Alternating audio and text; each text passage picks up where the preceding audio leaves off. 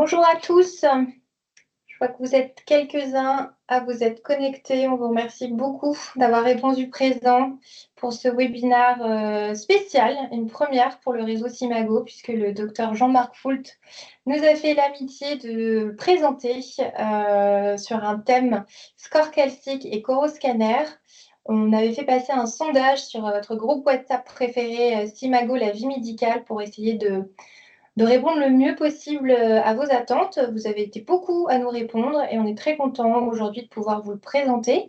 Docteur Jean-Marc Foult ne fait pas partie du réseau Simago et c'est d'autant plus intéressant et important pour nous de pouvoir lui donner la parole, au-delà du fait qu'il est référent sur ce sujet et qu'il va vous expliquer tout ça bien mieux que moi. On était content aussi de pouvoir faire intervenir quelqu'un hors du réseau sur des sujets qui sont quand même d'actualité et sur lesquels vous avez été nombreux à exprimer votre désir d'avoir des informations. On va bientôt commencer. On est sur une organisation traditionnelle de nos webinars avec une présentation entre 30 et 35 minutes et puis une session de questions-réponses, pareil, sur une trentaine de minutes ou en tout cas le temps qu'il faudra pour pouvoir, si ce n'est craquer tous les mystères de ce grand sujet, en tout cas pouvoir répondre à vos interrogations les plus pressantes. Je vais passer la parole au docteur Foult que je me permets de remercier une fois de plus au nom d'Arnaud Guény qui n'est pas présent ce soir mais qui aurait été ravi d'être là et de tout le réseau Simago qui une fois de plus vous remercie. Merci à vous. C'est un grand plaisir d'être devant le réseau Simago, un honneur aussi. Alors je vais, voilà, je crois que c'est ça. Voilà. Donc on dit quelques mots ce soir sur le score calcique et le scanner coronaire. Dans mon esprit, et j'espère ne pas me tromper, je m'adresse à des collègues radiologues qui font ou envisagent de faire faire du scanner coronaire pour, disons, une demande qui est en forte croissance depuis maintenant 20 ans. Enfin, elle n'est pas en forte croissance depuis 20 ans, mais elle existe depuis 20 ans. Je rentre directement dans le vif du sujet et on commence par le score calcique.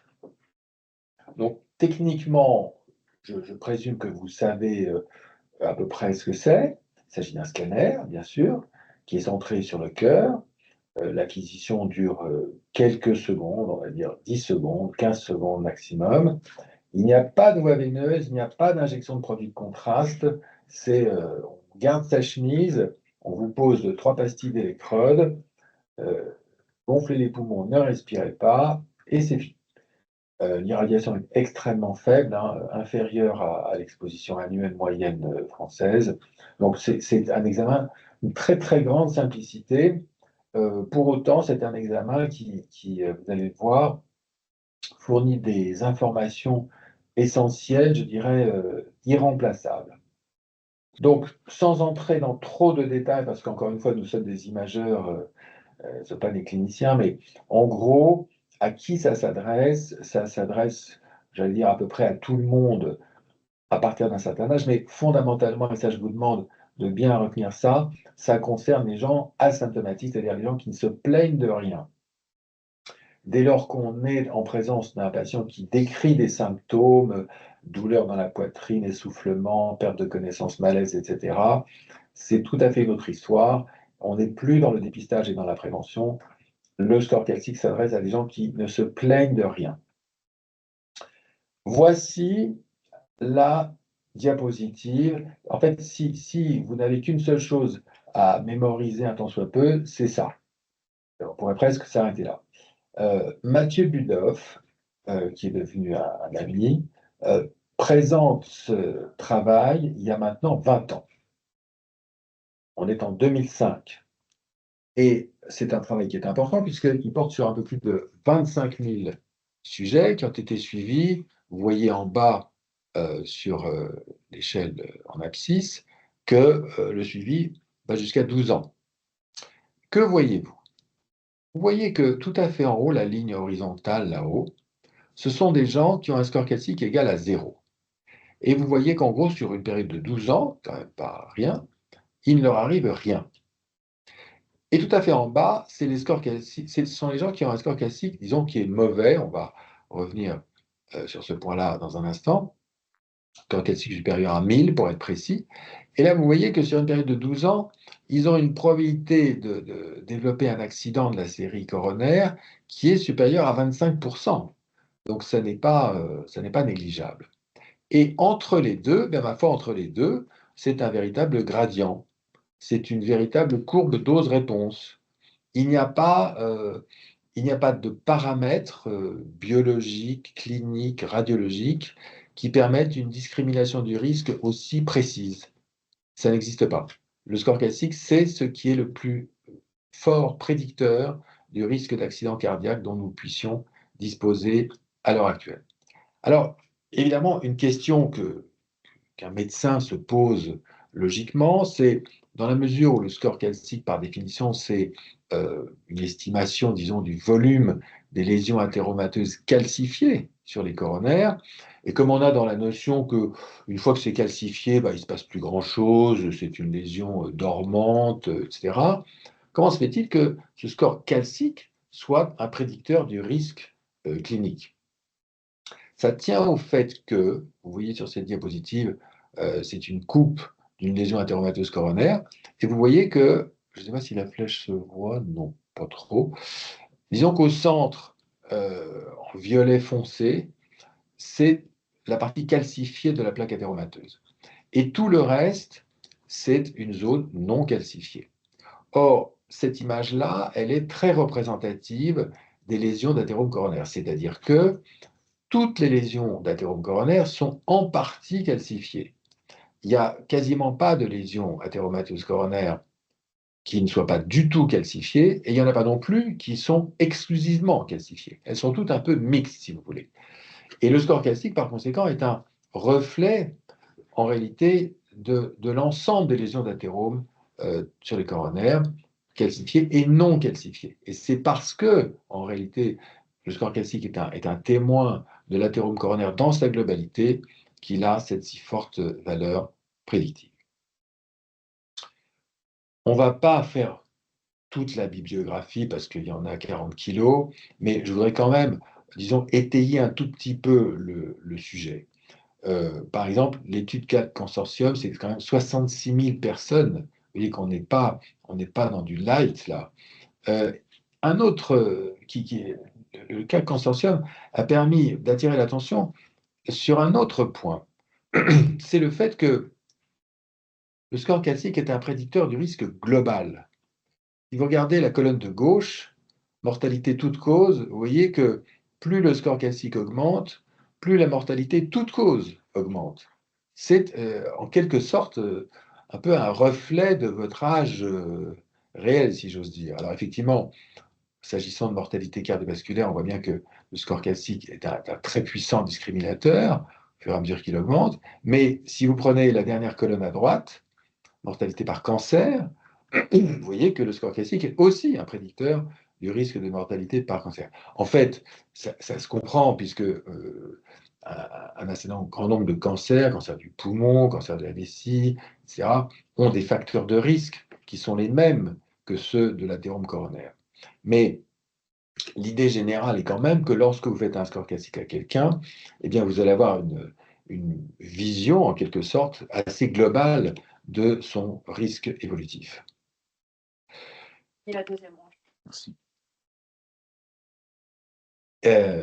Évidemment, bon, au jour d'aujourd'hui, la cause est à peu près entendue, mais je peux vous dire qu'il y a une quinzaine d'années, par exemple, quand c'était le début de cette aventure, on nous disait, oui, mais d'accord, mais bon, le score calcique, vous êtes gentil, mais enfin, il y a quand même les facteurs de risque, le diabète, le tabac, l'hypertension, le cholestérol. Voilà, une fois qu'on a un profil de risque de quelqu'un, eh ben, on n'a pas besoin d'autre chose. Donc, il y a eu beaucoup d'études qui se sont attachées à comparer la valeur prédictive du score calcique et des facteurs de risque traditionnels. Eh bien, pour résumer les choses, par exemple, toujours cette étude de CAC Consortium, la mortalité est plus élevée si vous avez un score calcique supérieur à 400 et pas de facteur de risque, ce qui existe, que si vous avez 3 facteurs de risque et un score égal à 0, ce qui existe aussi. Donc, je ne vais pas vous infliger la succession des études qui ont comparé les facteurs de risque traditionnels et le score calcique, mais chaque fois, le score calcique a écrasé les facteurs de risque traditionnels. C'est un prédicteur plus puissant que les facteurs de risque cliniques. Si vous avez un score calcique égal à 0, votre risque annuel est d'environ 1 pour 1000. C'est imbattable.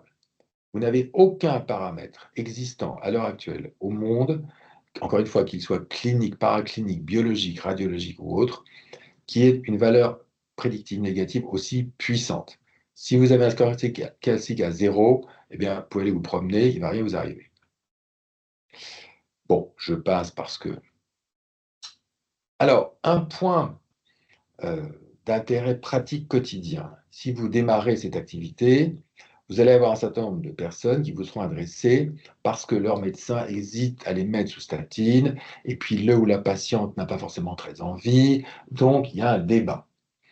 Et on vous demande de faire un score calcique pour cette raison-là. Pourquoi? Eh bien, parce que je vous demande de regarder le cadran en haut à gauche. Ce sont des gens, comme vous le voyez tout à fait en haut, qui ont un score calcique à 0. Et là, vous avez une espèce de ligne qui monte tout doucement. En fait, il y a deux lignes, mais elles sont superposées, rouge et bleu. Ce sont des gens qui sont sous statine et des gens qui ne sont pas sous statine. Évolution dans le temps. Ce que vous observez, c'est qu'il n'y a pas de différence. Donc, les gens qui ont un score calcique égal à 0, que vous les mettiez sous statine ou pas, c'est pareil. Même s'ils ont un cholestérol élevé. C'est bien ça ce que ça dit. Vous regardez en haut à droite, là on a les scores calciques qui sont entre 0 et 100. Là vous voyez les deux lignes qui sont un petit peu différentes, donc il commence à y avoir une petite différence, mais elle n'est pas significative. Et puis au-delà de 100, là effectivement les courbes se dissocient, et par conséquent, ça vaut la peine d'être sous statine. Évidemment, ce sont des règles ce sont des observations qui sont statistiques, qui sont générales, on peut toujours discuter le cas par cas, mais très schématiquement, dans les scores calciques bas ou nuls, la prescription de statine a du mal à dégager un bénéfice. On peut dire les choses autrement. Combien faut-il traiter de gens qui ont une dyslipémie pour éviter un accident? Voilà la réponse résumée. Quand vous avez un score calcique égal à 0, il faut en traiter plus que 200 pour éviter un accident. Donc oui, on ne peut pas dire que la rentabilité est nulle, mais disons qu'elle est particulièrement faible. Par contre, au-delà d'un score calcique de 100, vous traitez 20 personnes, vous évitez un accident. Donc là, disons que, encore une fois, statistiquement, ça se justifie. Je ne vais pas m'étendre trop longtemps, mais disons en résumé que lorsque vous mettez quelqu'un sous statine, ce qui va se passer, c'est qu'il y a une partie, la partie lipidique de la composante athéromateuse, qui va se transformer en une partie calcifiée. En fait, on cicatrise la plaque. Donc le volume global de la lésion athéromateuse diminue, surtout parce que le volume de la composante lipidique diminue et le score calcique augmente légèrement sous statine. Alors, il y a un certain nombre d'universités américaines qui ont établi, qui ont construit de véritables stratégies de prise en charge sur uniquement le score calcique. C'est-à-dire que là, vous voyez, on a différentes étapes, score calcique 0, entre 0 et 100, entre 100 et 300, etc. Et à chaque fois, on vous préconise une stratégie thérapeutique concrète concernant la cible du cholestérol qu'il faut atteindre, etc. etc. Donc, ce n'est pas du tout un détail dans la prise en charge préventive du risque cardiaque.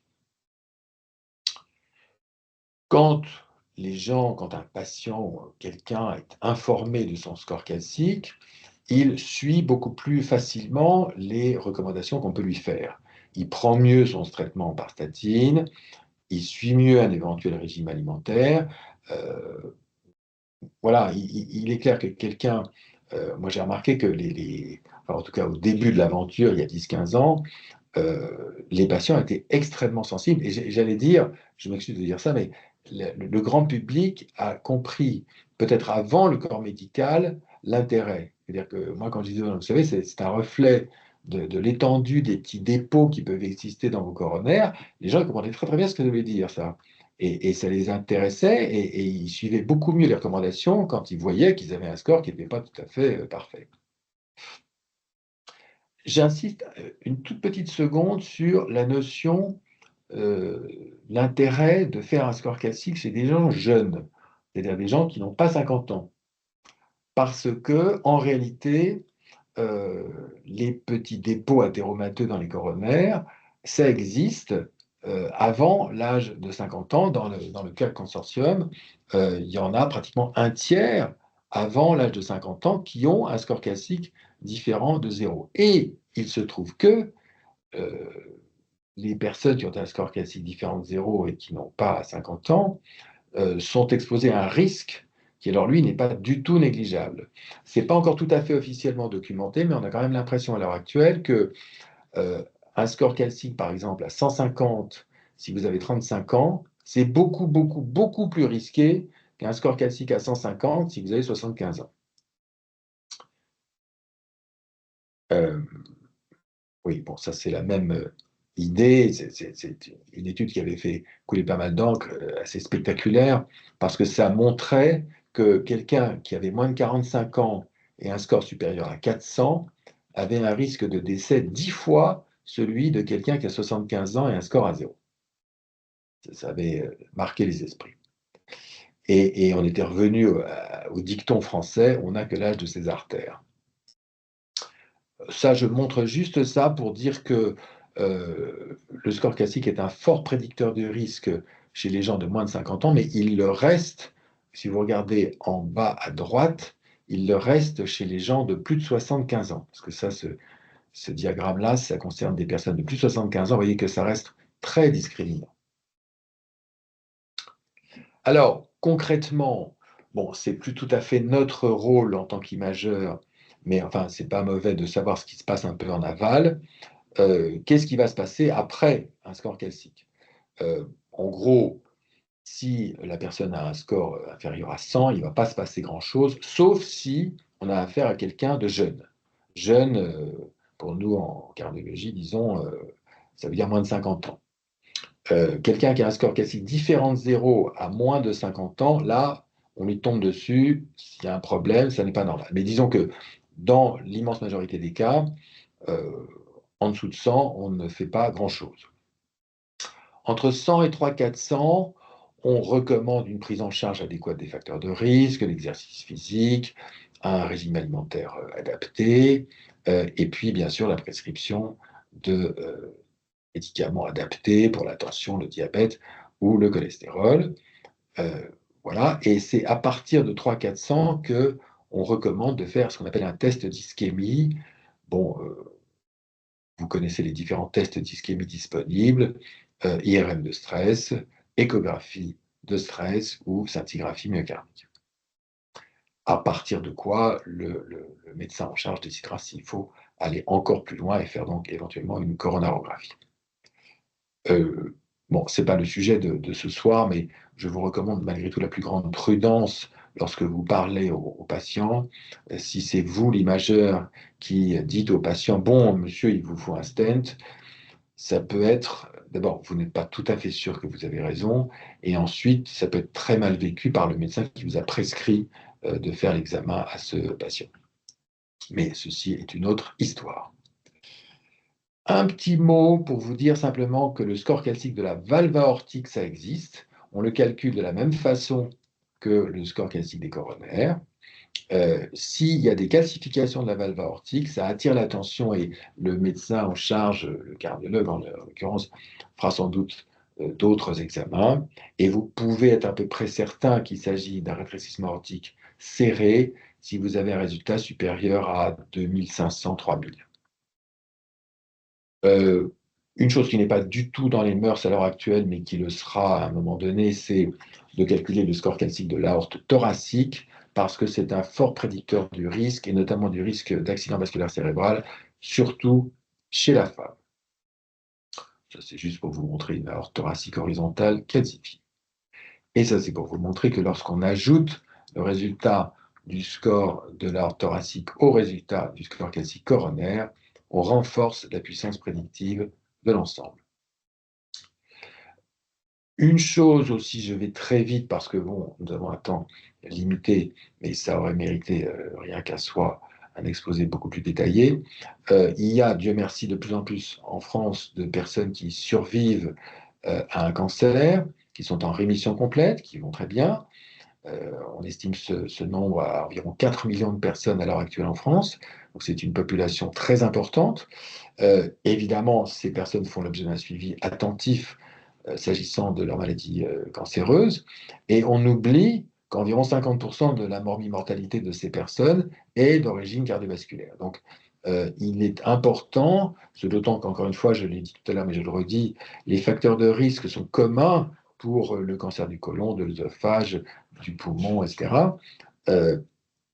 N'oubliez pas le suivi cardiologique et notamment l'intérêt du scan classique chez les personnes qui sont suivies pour un cancer. Bon, vous savez, enfin pour les plus seniors d'entre vous, qu'en préopératoire, classiquement, on fait un électrocardiogramme. Parfois, on complète par un test d'effort. Bon, je crois que tout ça est peut-être un petit peu derrière nous et je vous recommande de suggérer à vos correspondants de faire un score calcique en préopératoire. C'est beaucoup plus simple d'abord et beaucoup plus performant pour dépister le risque périopératoire. Nous allons maintenant dire évidemment un mot sur le scanner coronaire, entre guillemets le vrai scanner coronaire, celui qu'on fait après une injection de produits de contraste. Donc là, moi je vais m'en tenir, disons, aux recommandations internationales. Je ne vais pas sortir de ça. Donc les recommandations françaises et internationales disent que le scanner coronaire avec injection de produits de contraste, c'est quelque chose qui est réservé aux personnes qui ont des symptômes. Dyspnée d'effort, douleur thoracique, malaise, mais il n'est pas, à l'heure actuelle, à l'heure où nous parlons, il n'est pas admis officiellement qu'on peut faire des scanners coronaires injectés à tout le monde au titre de la prévention et du dépistage. C'est réservé aux sujets symptomatiques. Et donc, évidemment, on va mettre en évidence un certain nombre de sténoses, puisque vous savez que la préoccupation médicale et notamment cardiologique, c'est de mettre en évidence ou pas la présence de sténoses coronaires dites significatives. Donc, très concrètement, vous, en tant qu'imageur, vous pouvez vous trouver confronté à 3 situations possibles. Soit le scanner coronaire après injection est normal ou quasi normal, donc là, c'est parfait, vous avez gagné, on va pouvoir s'arrêter, on va pouvoir rassurer la personne. Soit au contraire, vous avez mis en évidence une ou plusieurs sténoses qui de toute évidence sont très serrées, très calcifiées, très diffuses, etc. Donc là, il paraît légitime, disons, d'informer le patient qu'il a des dépôts dans les artères coronaires, que ces dépôts sont à certains endroits à l'origine d'un rétrécissement qui semble un peu serré. Donc je crois que là, il faut passer la main et confier renvoyer plus exactement le patient à son cardiologue qui fera ce qu'il y a lieu de faire. En général, ça va se traduire par une coronarographie, mais là encore, je vous recommande la plus grande prudence. Nous ne sommes pas, nous, imageurs, forcément les mieux placés pour décider de ce qu'il faut faire après. Et puis, souvent, vous serez face à un résultat que, en votre âme et conscience, vous jugez intermédiaire, c'est-à-dire une sténose qui fait quelque chose entre 50 et 70%. Je me permets de vous faire remarquer que si on considère une coronaire, par exemple, de 2 mm de diamètre, la différence entre 50 et 70%, c'est 0,4 mm. C'est-à-dire qu'aucune rétine humaine, aucun appareil électronique n'a ce pouvoir de discrimination. Vous êtes absolument légitime à dire que vous concluez à la présence d'une sténose intermédiaire entre 50 et 70%, et puis voilà. Après ça, c'est au médecin prescripteur de se débrouiller, de faire ce qu'il estime normal de faire. Mais ne vous sentez pas triste, ne vous sentez pas insuffisant si vous n'êtes pas capable de faire la différence entre 40% et 60%. Personne n'est capable de faire cette différence et je me permets de vous encourager à la plus grande humilité dans la rédaction de vos comptes rendus, puisque, encore une fois, il s'agit de vaisseaux qui sont petits, qui bougent, il y a presque toujours un minimum de flou cinétique. Donc, de dire modestement, voilà, je considère qu'il s'agit d'une sténose intermédiaire, fait simplement de vous un imageur crédible. Je vous rappelle également, et là, nous allons entrer dans un domaine qui est beaucoup moins balisé, que la présence de sténose coronaire significative n'est pas le marqueur du risque le plus important. Je m'explique. Sur cette diapositive, vous n'arrivez pas à lire ce qui est marqué sur la colonne de gauche. J'allais dire c'est exprès, non, c'est pas exprès, mais disons que je vais la traduire. Qu'est-ce que c'est? C'est la hiérarchie des éléments prédicteurs du risque, s'agissant du risque d'accident coronaire. Alors, toutes ces petites barres jaunes là, ce sont les facteurs de risque traditionnels. Donc le diabète, l'hypertension, le cholestérol, etc. Donc effectivement, ces facteurs de risque traditionnels sont des prédicteurs de risque, mais comme vous le voyez, sont des prédicteurs de risque relativement modestes. Par exemple, ici au milieu, là, c'est l'âge. Donc l'âge est un prédicteur du risque d'accident coronaire, mais j'allais dire pas plus que ça. La présence de sténose coronaire significative, c'est cette petite barre verte. Alors, oui, parce que j'ai pas de flèche en fait, oui. Non. Donc, c'est une barre verte qui se situe à peu près à mi-hauteur. Donc, l'existence d'une sténose coronaire de plus de 50% est un prédicteur de risque, mais enfin pas si important que ça. Nous sommes d'accord. Et toutes les barres bleues en haut, toutes ces barres bleues en haut, qu'est-ce que c'est? C'est le plus fort prédicteur de risque, mais qu'est-ce que c'est? C'est l'étendue des lésions athéromateuses coronaires. Et là, nous entrons un tout petit peu dans une, dans une vision du futur, puisque au jour d'aujourd'hui, vous pouvez aller dans n'importe quelle réunion où on va parler un petit peu de cardiologie, personne ne va vous parler de l'étendue des lésions athéromateuses coronaires, puisqu'en réalité, au jour d'aujourd'hui, le seul paramètre dont on dispose pour chiffrer l'étendue des lésions athéromateuses coronaires, c'est le score calcique. On ne sait pas, à l'heure actuelle, chiffrer l'étendue des lésions athéromateuses non calcifiées. Mais, on ne sait pas le faire, mais on va savoir le faire. Je voudrais conclure, puisque nous arrivons, je pense, au terme du délai imparti, sur quelques notions un tout petit peu futuristes. Mais quand je dis un tout petit peu, c'est vraiment un tout petit peu, parce que pour une bonne partie des pays occidentaux, les logiciels dont je vais vous parler brièvement sont déjà à disposition. Nous, en France, on n'est pas les champions du logiciel d'avant-garde, notamment parce qu'on n'aime pas acheter aux étrangers et que nous, on ne fabrique pas. Donc, comme ça, on est tranquille. Donc, allons-y. Premièrement, la FFRCT. FFRCT, ça veut dire Fractional Flow Reserve. Ça veut dire que le logiciel vous calcule la réserve coronaire à chaque endroit de chaque coronaire. C'est la société HeartFlow qui fait ça. Ils vendent non pas le logiciel, mais la prestation par patient. Pour un patient, comptez 1 000 $. Bon, on peut comprendre que la Sécu ait fait un malaise quand HeartFlow est venu les voir. Ils ont dit si vous pouviez repasser dans 20 ans, mais pas tout de suite. Donc, bon, d'accord, c'est trop cher pour nous, un petit pays comme la France. N'empêche que, voilà le genre d'infos que HeartFlow vous rend dans l'heure. Il vous chiffre la réserve coronaire sur un diagramme de visualisation de l'arbre artériel coronaire. Hein, comme dirait l'autre, ça le fait. Deuxième logiciel récemment approuvé par la FDA et que nous n'avons pas, et je ne sais pas quand on l'aura, c'est un logiciel de quantification du volume total de l'athérome coronaire. On est en haut à gauche, il n'y a pas d'athérome coronaire. Volume de l'athérome coronaire, 0.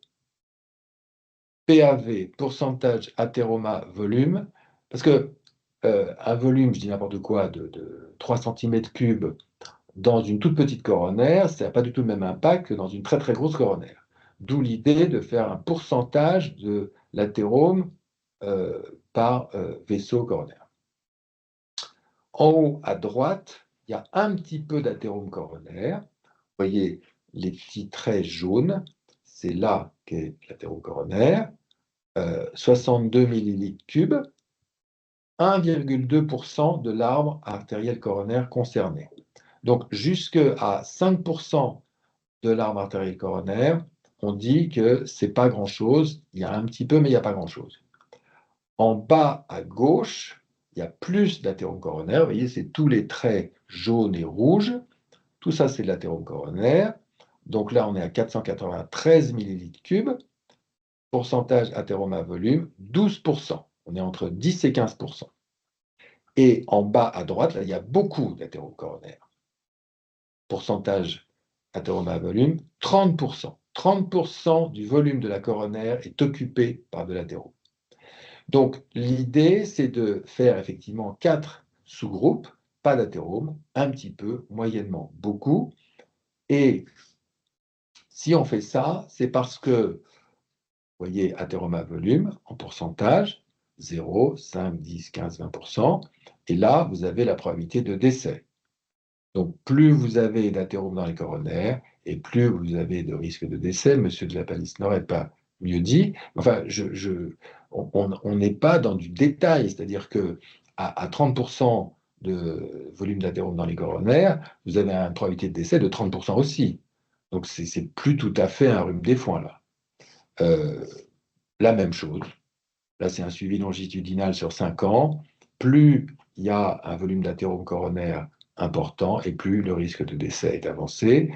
Soyez convaincus, mes chers confrères, qu'à horizon 5 ans, le volume total de l'athérome coronaire sera le critère dont tout le monde parlera et plus personne ne parlera d'autre chose. Voilà, ça c'est encore la même chose. Alors, un autre logiciel que nous n'avons pas, mais que d'autres pays ont, c'est un logiciel qui permet d'analyser la graisse péricoronaire.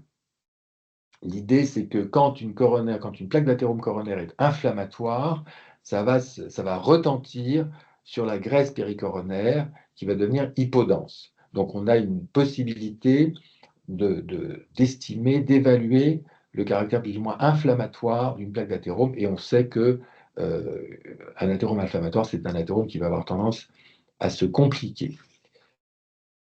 Dernier point, c'est tout ce qui concerne les nouveaux logiciels appliqués au score calcique. C'est-à-dire que maintenant, on booste le résultat du score calcique, non plus seulement en calculant le volume des plaques calcifiées, mais en prenant en compte leur nombre, leur densité, leur topographie, et on améliore du coup la valeur prédictive du score d'Agaston. Autre élément que l'on peut implémenter dans un logiciel d'analyse du score calcique, c'est la volumétrie des cavités cardiaques. Vous allez me dire, oui, bon, il y a l'échographie cardiaque pour faire ça, certes, mais si dans le one-shot du score calcique, vous pouvez aussi rendre, par exemple, le volume de l'oreillette gauche, puissant prédicteur du risque d'arythmie complète, qui est aussi lui-même un puissant prédicteur du risque d'accident vasculaire cérébral, vous rendez un énorme service à votre correspondant. Enfin, et comme le savent nos collègues spécialistes de l'imagerie ostéo-articulaire, eh bien en fait, si on fait un calcul de densité vertébrale sur 3 vertèbres thoraciques, on a un très bon élément prédicteur du risque de fracture. Donc vous voyez que à un horizon court de 2 à 5 ans, ces différentes solutions seront implémentées dans les logiciels d'analyse du score calcique et permettront donc, en une acquisition de 10 secondes, d'avoir une somme d'informations considérable concernant différents risques de votre patient. Je vous remercie.